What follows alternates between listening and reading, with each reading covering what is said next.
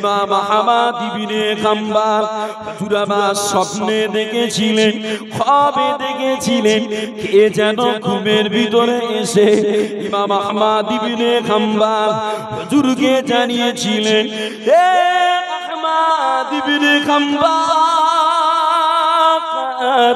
তোমার জন্য সুসংবাদ, তোমার জন্য নবী সাহাবারা, ও আল্লাহর নবীর সাহাবারা, এই যুদ্ধটা টুপি উদ্ধারের যুদ্ধ ছিল না বাবা, এই যুদ্ধটা ছিল আল্লাহর নবীর কেশ মুবারকের সম্মানের যুদ্ধ বাবা। কেন না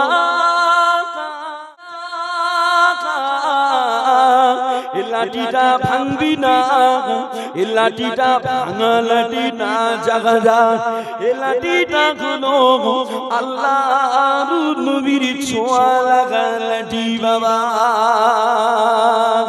উপস্থিত মানুষেরা যার কাছ থেকে নবী প্রেমের কিছু নমুনা মুমিনের ভিতরে লক্ষ্য পাওয়া উচিত, যেগুলো দেখলেই বোঝা যাবে এ বেটা পাক্কা আমার নবীর আশিক দিওয়ানা উম্মত। বলেন না সুবহানাল্লাহ। ওই নমুনা কি না, ওই নমুনা হলো বাস্তব জীবনে রাসূল পাকের নির্দেশ অনুযায়ী সুন্নাতের অনুসরণ অনুকরণ করে আমলে জিন্দেগিটা গড়ে তোলা। একটা আর অধিক পরিমাণে রাসূল পাকের আলোচনা করা। কেন? ভালোবাসার মানুষের আলোচনা, ভালোবাসার মানুষের কথাটা দুনিয়ার মানুষ কিন্তু বেশি গল্প করে বেড়ায় না, যে অতএব অধিক পরিমাণে নবীর আলোচনা করা। আর অস্থিরতার সাথে রাসূল পাকের দিদারের আশায় লালায়িত থাকা, আর নবীর উম্মতকে মোহাব্বত করা, নবীর উম্মতকে উপকার করা, নবীর উম্মতকে ক্ষতি থেকে বাঁচানোর চেষ্টা করা, যিনি রাসূলকে ভালোবাসেন তাকে ভালোবাসা, তাকে মোহাব্বত করা, শরিয়াতে আলেম সুফি দরবেশ এদের ঘরে মোহাব্বত রাখা, কোরআন পড়া, কোরআন অনুযায়ী জিন্দেগি গঠন করা, এই নমুনা যার ভিতরে পাওয়া যাবে বুঝতে হবে এ বেটা পাক্কা আমার নবীর আশিক দিওয়ানা উম্মত। বলেন না সুবহানাল্লাহ। আর মহব্বতে বলছেন না সুবহানাল্লাহ বাবা। তবে মানব জীবনে নবীর আদর্শ, নবীর সুন্নাহ সবার ভিতরে বাস্তবে রূপ দেওয়া সম্ভব হবে না। যে নবীর আদর্শ, নবীর সুন্নাহ কারা জীবনে আনতে পারবে একটু বলে দেব। যে নবীর আদর্শ, নবীর সুন্নাহ তারাই কপি করতে পারবে যাদের শানে আল্লাহ কোরআনে বলছেন, আল্লাহর কোরআন পারা নম্বর 21 সূরা আহজাবের 21 নম্বর আয়াত আল্লাহ পাক বলছেন, লাকাদ কানা লাকুম ফি রাসূলিল্লাহি উসওয়াতুন হাসানাহ লিমান কানা ইয়ারজুল্লাহা ওয়াল ইয়াউমাল আখির ওয়া যাকারাল্লাহা কাসীরা।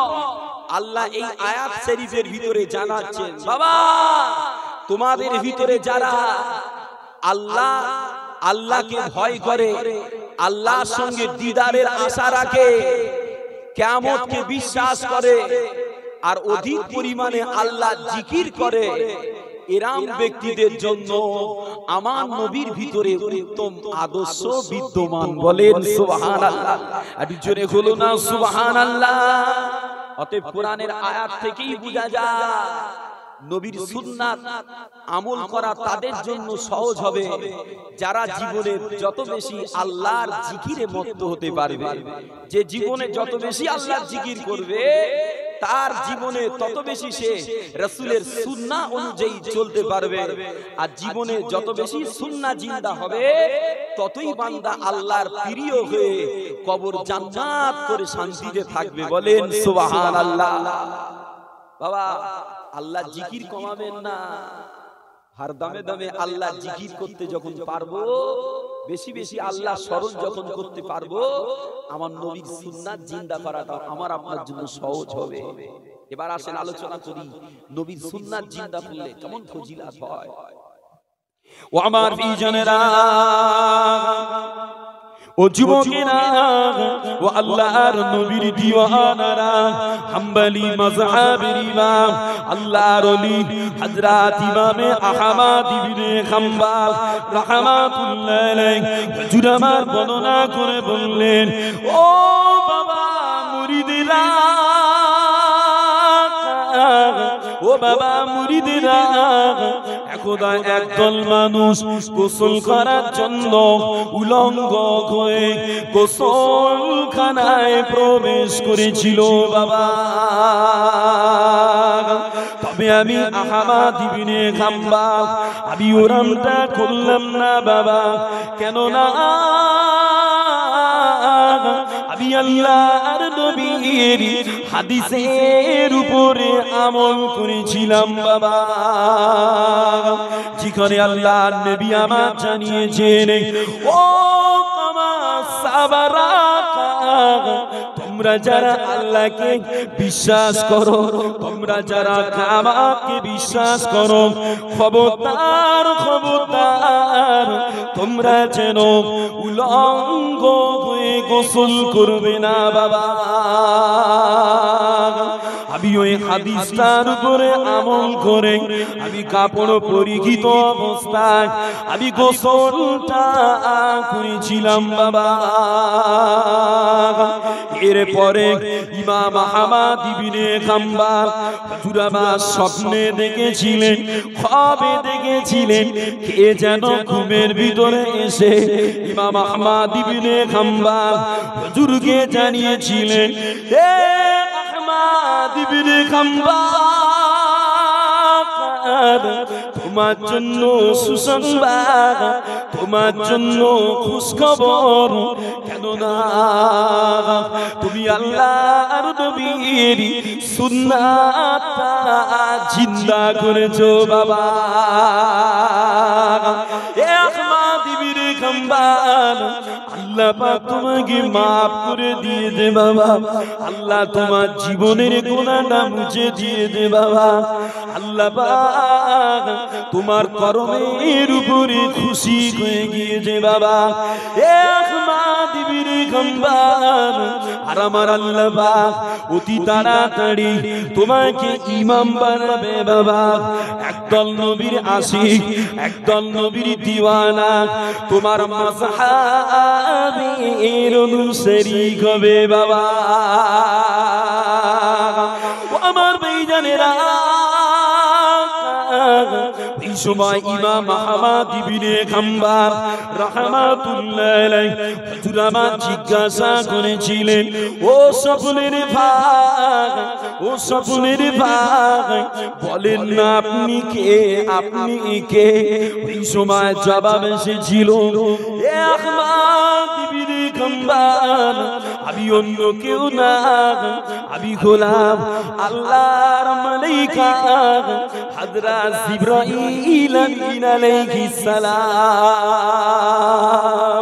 ও আমার ভাইজানেরা, নবীর প্রেম, নবীর সুন্নাতের এত দাম, আল্লাহর নবী তাই হাদিস পাকে বলেছেন, মান হাব্বা সুন্নতি ফাকাদ হাব্বানি ওয়া মান হাব্বানি কানা মা'i ফিল জান্নাহ। আল্লাহর নবী তাই বলেছেন যে আমার সুন্নাতকে মহব্বত করবে, সে যেন আমি আল্লাহর নবী আমাকে মহব্বত করলো বাবা। আজ আমাকে মহব্বত করলো, সে আমার সাথে আল্লাহর দয়ার জান্নাতে যাবে বাবা।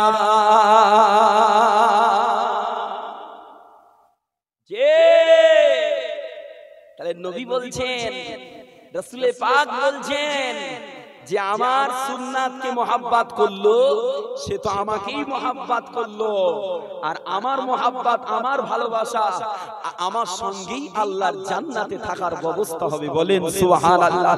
একটু জোরে বললেন না সুবহানাল্লাহ? বাবাজিরা, হুজুর আসছেন? ঠিক আছে, ঠিক আছে। বাবাজিরা, অতএব পূজার বিষয় আছে। আল্লাহর জিকির ছাড়া নবীর সুন্নাত জিন্দা করা সহজ হবে না, আর নবীর সুন্নাত প্রেম করা ছাড়া নবীর প্রেম সহজে হাসিল করা যাবে না, যে নবীর সাথে জান্নাতে থাকা হবে না। কেন? তাকবীর দান, নারে তাকবীর।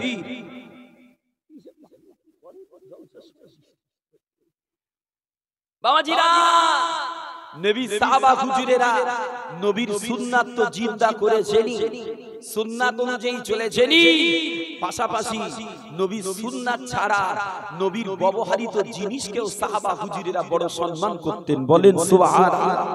আমার আলোচনা বুঝতে পারছেন তো? একেবারে নিশ্চুপ হয়ে রয়েছেন তো? আমি কি হচ্ছে না জানি বুঝতে পারি না মনে হচ্ছে। বাবাজিরা, আমার নবী পাকের জিসিম শরীফ থেকে খসে যাওয়া একটা চুল শরীফকেও সাহাবারা বড় সম্মান করতেন, বড় তাজিম করতেন। বাবা বললে বুঝতে পারবে। উরওয়া ইবনে মাসউদ বর্ণনা করে বলছেন যে হুদায়বিয়া সন্ধির সময় মক্কার লিডারেরা, যে মক্কার লিডারেরা আমাকে পাঠিয়েছিল হুদায়বিয়া সন্ধির সময়। কোথা পাঠিয়েছিল? হুদায়বিয়া সন্ধির সময় হুদায়বিয়ার ময়দানে আমাকে পাঠিয়ে বলেছিল, যা মুসলমানরা কি করছে একটু দেখে এসো। ওরা বলে, আমি গিয়ে দেখেছি না আল্লাহর নবী ওযু করছে, আর রাসূল পাকের ওযু করার ব্যবহৃত পানিটা গ্রহণ করার জন্য সাহাবা হুজুরদের মধ্যে প্রতিযোগিতা লেগে গেছে। বাবা, ওরা এই অবস্থা দেখে রিটার্ন এসে বেঈমানদের বলেছিল, ও মক্কার লিডারেরা, আমি রোম, পারস্য, আবিসিনিয়া দরবারগুলো ঘুরে ঘুরে দেখেছি, কোন রাজা, কোন বাদশা তার আমত্ত বর্গ থেকে ইরাম সম্মান পায় না। যেরাম সম্মান পায় আমার নবীকে, যেরাম সম্মান আমার নবী সাহাবা হুজুরদের কাছ থেকে পায়। বলেন না সুবহানাল্লাহ, একটু জোরে বলো না সুবহানাল্লাহ। সাহাবা হুজুরেরা নবীকে এত প্রেম করতেন, এত প্যার করতেন, যে রাসূল পাকের ব্যবহৃত জুতো শরীফটাকে প্যার করতেন। বাবা বললে বুঝতে পারবে। সেই খাজা হুজুরের কাছে একজন এসে বলেছিল যে হুজুর, আমি আমার কন্যা বিয়ে দিতে হবে, কন্যা দায়, একটু সাহায্য করেন। হুজুর বলেছিল, বাবা আমার জুতোটা নিয়ে ওখানে গিয়ে বসে যা। হুজুরের জুতোটা নিয়ে বসেছিল, যে এক জায়গায় বসেছিল রাস্তার ধারে, আর খাজা হুজুরের পাগল দেওয়ানা মুরিদ এসে খাজা হুজুরের জুতো দেখে মোটা টাকায় কিনে নিয়েছিল। বাবা, মুরিদ যদি বিখ্যাত মহব্বত করে, তাহলে নবীর ভালোবাসাটা আমাদের অন্তরে, সাহাবাদের অন্তরে আরো কত বেশি। বললে বুঝবে। আল্লাহ নবীর বীর পহলওয়ান সাহাবা, যে হযরত খালিদ বিন ওয়ালিদ রাদিয়াল্লাহু আনহু, যে সাহাবা হুজুরকে আমার নবী বলেছিলেন, বাবা খালিদ, তুমি জীবনে কোনোদিন শহীদ হবে না। আমি নবী বলি, তুমি জীবনে শহীদ হবে না। সাহাবা হুজুর বলে, ইয়া রাসূলুল্লাহ, হুজুর আমারও তো ইচ্ছা হয় আল্লাহ জান্নাতে যাব, যে শহীদ হব। আল্লাহর নবী বলেছিলেন, বাবা খালিদ, শহীদ হলেও জান্নাত, গাজী হলেও জান্নাত। বলেন না সুবহানাল্লাহ, আর মহব্বতে বলছেন না সুবহানাল্লাহ। ও আমার প্রিয়জনেরা, ও যুবকেরা, ও আল্লাহর নবীর দিওয়ানারা, আল্লাহর নবী দয়ার নবী প্যারা নবীর বীর পহলওয়ান সাহাবা হযরত খালিদ ইবনে ওয়ালিদ রাদিয়াল্লাহু আনহু কোন একটা যুদ্ধের ময়দানে বীর বিক্রমের সাথে যুদ্ধ করছিলেন। বাবা, বীরের মতো যুদ্ধ করছিলেন। বাবা, ওই যুদ্ধটা করতে করতে আল্লাহর নবীর সাহাবা হুজুরের মাথার টুপিটা জমিনে পড়ে গিয়েছিল। বাবা, আল্লাহর নবী সাহাবা হযরত খালিদ ইবনে ওয়ালিদ হুজুর আমার টুপিটা তোলার জন্য চেষ্টা করেছে বাবা, তবে না না না, বেঈমানেরা টুপিটা জমিন থেকে তুলতে দেয় না। মুসলমানের টুপিকে বেয়াদবি করবে, মুসলমানের টুপিটা মারিয়ে দেবে। ওইনা সময় আল্লাহর নবী সাহাবা হযরত খালিদ ইবনে ওয়ালিদ রাদিয়াল্লাহু আনহু শক্ত বাহুতে তরোয়ার খানা ধরে বেঈমানদের কলিজায় খুশিয়ে খুশিয়ে ময়দান ফাঁকা করে টুপিটা মাটি থেকে তুলে আবার মাথায় পরে নিয়েছিলেন বাবা। পরবর্তীতে আল্লাহর নবী সাহাবারা, আল্লাহর নবী দিওয়ানারা খালিদ হুজুরকে জিজ্ঞাসা করেছিলেন, ও আল্লাহর নবী সাহাবা, ও ভাই খালিদ রে, সামান্য একটা টুপির জন্য যুদ্ধের ময়দানে কেন এত ক্ষয়ক্ষতি স্বীকার করলেন ভাই? সামান্য একটা টুপির জন্য কেন এত ক্ষয়ক্ষতি মেনে নিয়েছিলেন ভাই? ওইনা সময় আল্লাহর নবী সাহাবা হযরত আল্লাহর নবী সাহাবা বলেছিলেন, ও আল্লাহর নবী সাহাবারা, ও আল্লাহর নবীর সাহাবারা, এই যুদ্ধটা টুপি উদ্ধারের যুদ্ধ ছিল না বাবা, এই যুদ্ধটা ছিল আল্লাহর নবীর কেশ মুবারকের সম্মানের যুদ্ধ বাবা। কেন না আমার টুপির ভিতরে আল্লাহ নবীর কেশ মুবারক চুল শরীফটা লাগানো ছিল বাবা। এইটার জন্য আমি খালিদ, আমি চাই না আল্লাহর নবীর চুল শরীফ লাগানো টুপিটা জমিনে পড়ে থাকবে, বেঈমানেরা মারিয়ে দেবে, বেঈমানেরা আমার নবীর চুল শরীফকে অপমান করবে, এটা আমি চাই না। এই না জন্য আমি তরবার খানা ধরে বেঈমানদের কলিজায় খুশিয়ে খুশিয়ে ময়দান ফাঁকা করে টুপিটা তুলে নিয়েছিলাম। আমার বেঈমানেরা আল্লাহর নবীর ছোঁয়া, আল্লাহর নবীর ছোঁয়া, আল্লাহর নবীর ছোঁয়া লাগা জিনিসের এত দাম, আল্লাহর নবীর ছোঁয়ার এত বরকত। আল্লাহর নবী যে জায়গায় ছোঁয়া লেগে দিয়েছে, আল্লাহর নবী ছোঁয়া যেখানে লেগেছে ওই জায়গাটা সম্মান পেয়ে গিয়েছে বাবা। আল্লাহর নবী, আল্লাহর নবী যে জায়গায় আল্লাহর নবী আছেন ওই জায়গাটা সম্মান পেয়ে গিয়েছে বাবা। আর বর্তমান আল্লাহর নবী যে মদিনায় মাদার শরীফে আরাম করেন, ওই মদিনা শরীফটা আমার নবীর ছোঁয়ায় তৈয়বা হয়ে গিয়েছে বাবা। যে সাহাবা হুজুরেরা নবীকে তো সম্মান করতেন, নবীর সুন্নাত তো জিন্দা করেছে, এরপরেও নবী পাকের ব্যবহৃত জিনিসকে সম্মান করতেন। নবী পাকের ব্যবহৃত পেয়ালা, জুব্বা শরীফ, রাসূল পাকের ছোঁয়া লাগা জায়গা, রাসূল পাকের ছোঁয়া লাগা জিনিসকে সম্মান করতেন বাবা। আর ওই মদিনা শরীফের জমিনে, যে ওই মদিনা শরীফের জমিনে দাঁড়িয়ে এক হতভাগা ইমাম মালিক হুজুরের সামনে দাঁড়িয়ে বলেছিল, বলে মদিনাটা ভালো না, মদিনাটা ভালো না। ওই সময় ইমাম মালিক হুজুর এত রেগে গিয়েছিলেন, হুজুর তম্বি করে বলেছিলেন, এ কে কোথায় আছিস, একে মার, একে বেত মার। কেন নাই আল্লাহর নবীর মদিনার সাথে বেয়াদবি করে বাবা। নবীর মদিনাকে ভালো না বলে, মদিনার সাথে বেয়াদবি করলে যদি মারতে বলে, নবীর সামনে বেয়াদবি করলে কি হবে? নবীর সামনে বেয়াদবি করলে গর্দান জুদা করে দিতে বলবে। কেন?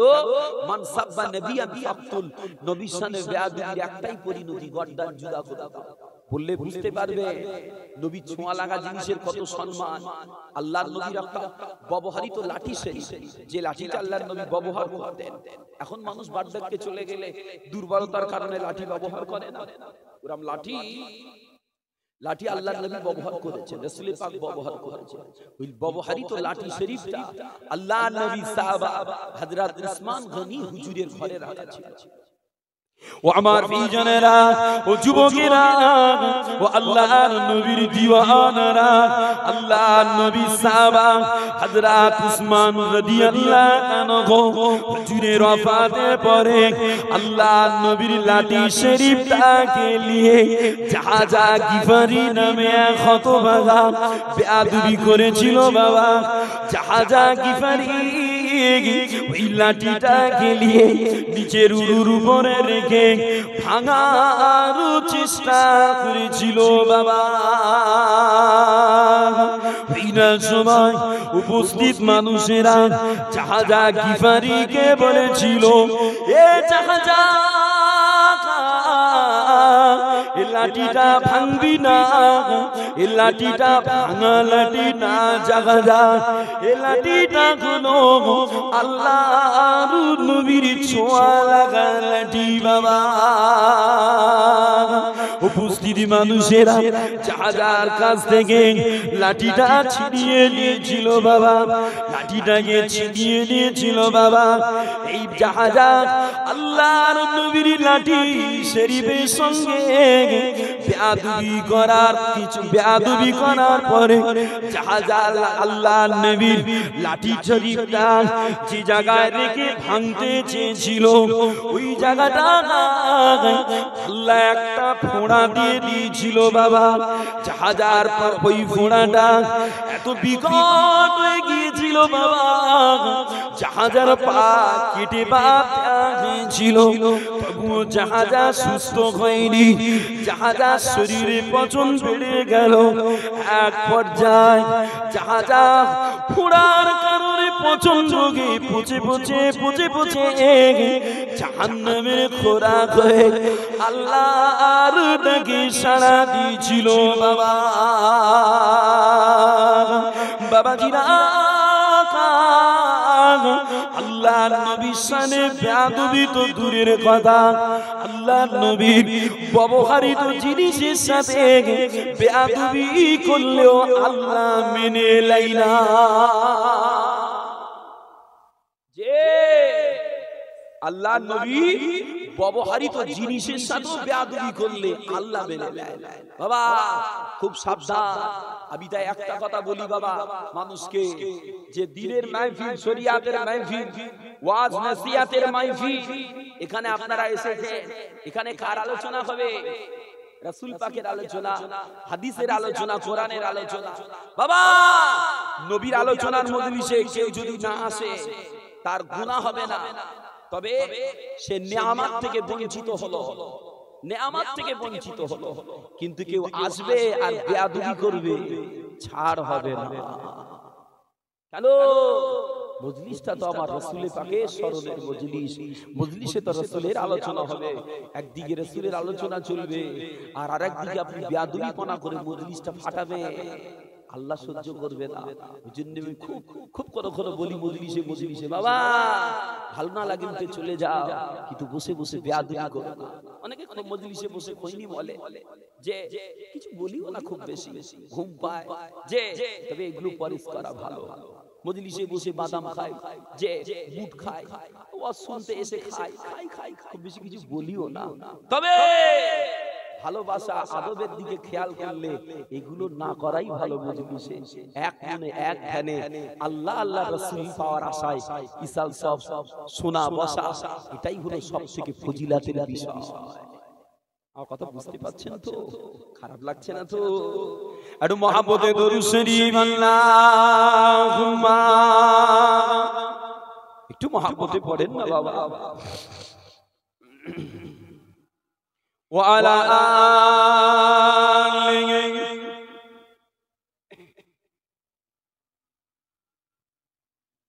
এত কষ্ট করে পড়ছেন বাবা। কিছু কিছু মানুষ মারিয়েতে বসে আসে, কার জন্য ছাউন চেপে রেখেছে, কার জন্য জবান বন্ধ রেখেছেন বাবা। যে নবীর জন্য, যে নবীর ওসিলায় দুনিয়া পেলাম, যে নবীর খাতিরে আখিরাত আল্লাহ চাই পাবো, যে নবী আমাদের শাফাআত করবে, যে নবী পাক আমাদের জন্য মিজানের পাল্লার কাছে গিয়ে কাঁদবে, পুলসিরাতের কাছে দাঁড়াবে, সেই নবীর প্রেমে নবীর আশিক হয়ে দরুদ পড়তে যদি এত কৃপণতা করেন, না জানি আমার নবীর শাফাআত সুপারিশ কেমন হবে আমাদের নসিবে হবে। বাবা একটু নবীর প্রেমে দরুদটা মুহাম্মদে পড়েন না বাবা।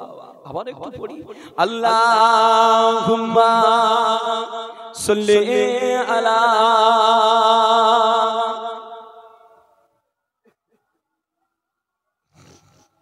ওয়া আলা আলিহি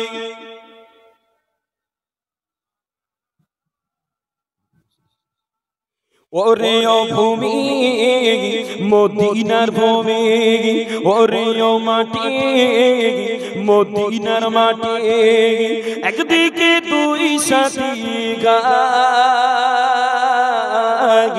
রওজা পাকে দয়ার নবী জিন্দা শুয়ে রাগি, রওজা পাকে দয়ার নবী জিন্দা শুয়ে রাগি, ওরে ও ভূমি মদিনার ভূমি, ওরে ও মাটি মদিনার মাটি, একদিকে দুই সাথী গাগি,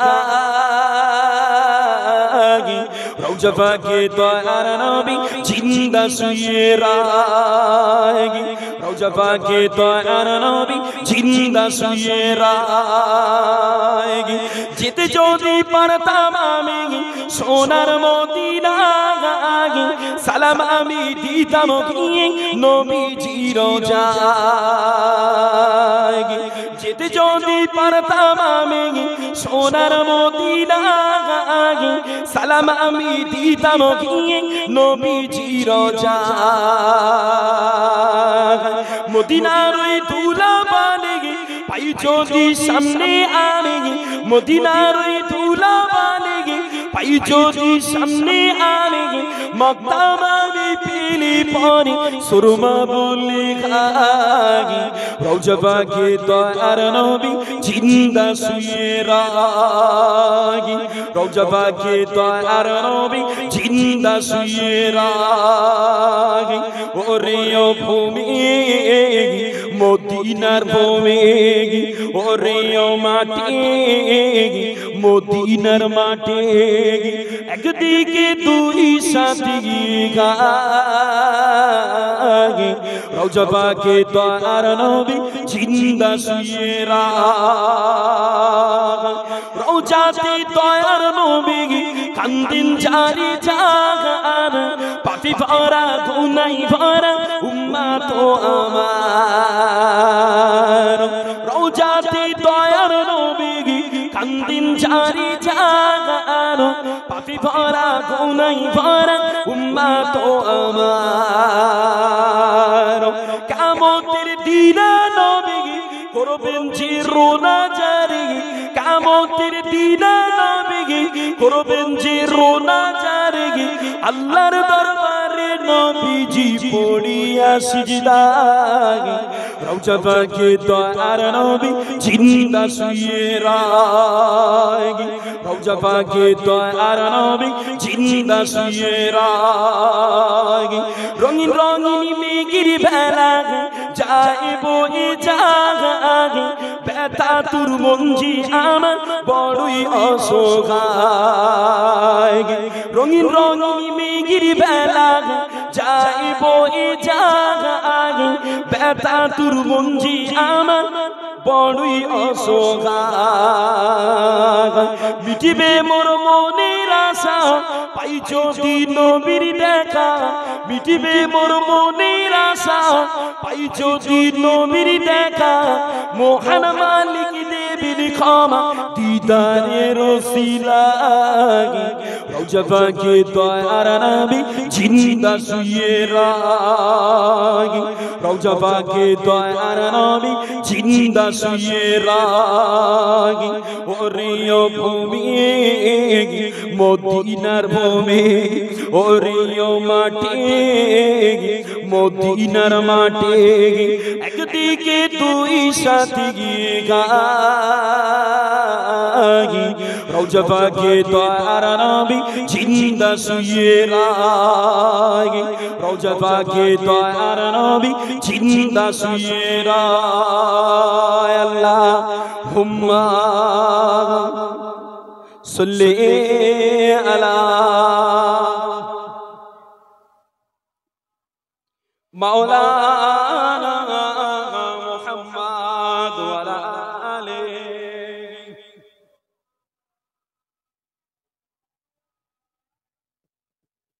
সাল্লাল্লাহু আলাইহি ওয়াসাল্লাম সকলে পড়েন সাল্লাল্লাহু আলাইহি ওয়াসাল্লাম বাবাজিরা নবী পাকের নাম শুনলে নবী পাকের নাম পড়লে উম্মতের জন্য ওয়াজিব হয়ে যায় রাসূল পাকের শানে দরুদ শরীফ পড়া কেন রাসূল পাকের নাম শুনলে রাসূল পাকের নাম পড়লে কেউ যদি রাসূল পাকের শানে দরুদ না পড়ে তো তার উপরে আল্লাহর লানত পড়ে যাবে বাবা লানত পড়ে যাবে বাবা খুব সাবধান আশিকিন যারা হয় নবী নাম শুনলেই সঙ্গে সঙ্গে পড়ে সাল্লাল্লাহু আলাইহি ওয়াসাল্লাম আজানে যখন রাসূল পাকের নাম ভেসে আসে আশিকিনেরা শুয়ে থাকুক আর বসে থাকুক বাবা যে অবস্থায় থাকুক শুধু যেখানে কথা বলা হারাম সেই জায়গা ছাড়া কানে আওয়াজ করলেই সাল্লাল্লাহু আলাইহি ওয়াসাল্লাম যেন রোবটের মতো হয়ে যায়